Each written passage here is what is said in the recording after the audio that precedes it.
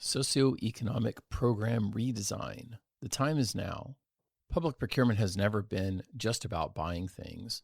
Every purchase order is public money in motion, and legislatures and councils have always asked that money to do more than one job at a time. Do an RFQ for the road, yes, but also build the contractor base that can bid on the next road.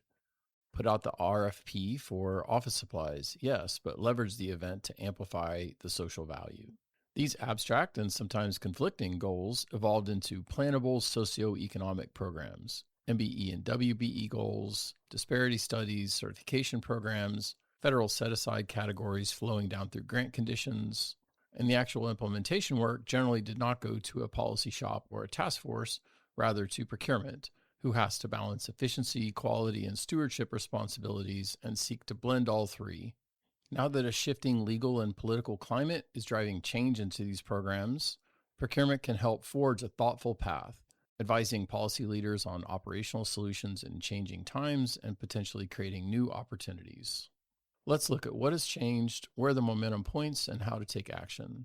What has changed? Well, let's start federally with the 8A program, because that is the template so many state and local programs were modeled after. This program has been changing since 2023, when a federal court enjoined its core presumption of disadvantage, and again in 2025, when the Department of Justice told Congress it would no longer defend that presumption in court. In January of this year, SBA issued guidance describing 8A as a race-neutral program, and its pending rule would replace the old standards entirely with a single test built on individually documented harm. The FAR rewrite points the same direction. The new Part 19, operating now through agency deviations while the final rule pens, keeps the key small business set-aside concept of Rule of Two, but drops the formal priority that 8A, Hub Zone, SDVOSB, and WOSB set-asides used to hold over general small business set-asides. The courts have been just as consistent. Federal courts have struck down or enjoined race or gender-based presumptions in the 8A program, the Minority Business Development Agencies programs, and the Department of Transportation's DBE program. The pattern is that group-based shortcuts to proving disadvantage cannot survive strict scrutiny. Whatever your personal view of that trajectory, the operational fact is unavoidable. Any local program built on the old 8A presumption structure is now built on a framework the federal government has abandoned. There's also a second kind of change, and it's moving fast. In March, an executive order created a new federal contract clause barring contractors from race-based DEI practices. It went into new federal contracts in April, and agencies were told to modify every existing federal contract to add it by July 24th. State and local procurement are not federal contractors, but do not read that as a pass. The parallel obligation for recipients of federal grants is already in force. Awards now carry a certification that you do not run programs that violate federal anti-discrimination law, and that certification is wired into the False Claims Act, which means getting it wrong is treated as fraud rather than paperwork. The Justice Department has said plainly that this is an enforcement priority, and in April it announced a $17 million settlement in its first DEI-related False Claims Act case. And your vendors, many of whom do hold federal contracts, are signing that new clause right now, which means they will soon be asking you how your local participation requirements square with the federal paper they just signed. The contractors have a deadline. Grant recipients did not, because their, i.e. your, obligation is already live. So if your jurisdiction runs federally funded work through a program that conditions participation on race or gender-based requirements, you are already in certification risk. Where the momentum is flowing. Here's a key opening for redesign. The courts have constrained the means, but they've not outlawed the goal. In a key case in 2023, Coalition for TJ versus Fairfax County School Board, the Fourth Court upheld a racially neutral program that was adopted in part to improve diversity, holding that pursuing inclusion through race-neutral means is a practice the Supreme Court has consistently declined to find constitutionally suspect. And the Supreme Court let that decision stand in 2024. Generally neutral criteria does not become unlawful because the people who adopted them hoped they would broaden opportunity. Looking to the states, Maryland's MBE statute is an example of how this principle looks like in legislation.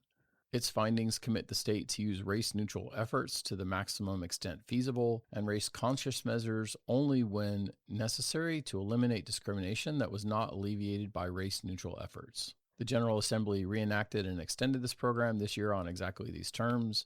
This is not a loophole. It is the same architecture federal DOT regulations have required of DBE programs for decades. Neutral means first, and then targeted tools as the documented last resort. So how to take action? What does the neutral foundation actually consist of?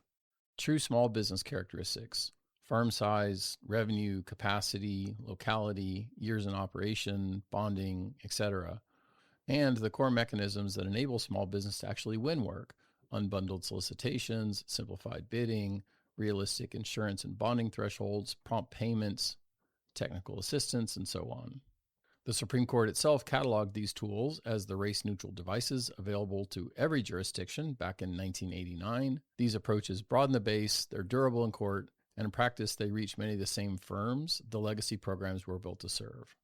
One clear caution: relabeling is not redesign. Renaming an MWBE program as a small business program while keeping the eligibility mechanics that function as a proxy for the old categories solves nothing, and the current DOJ guidance explicitly targets neutral criteria used as proxies.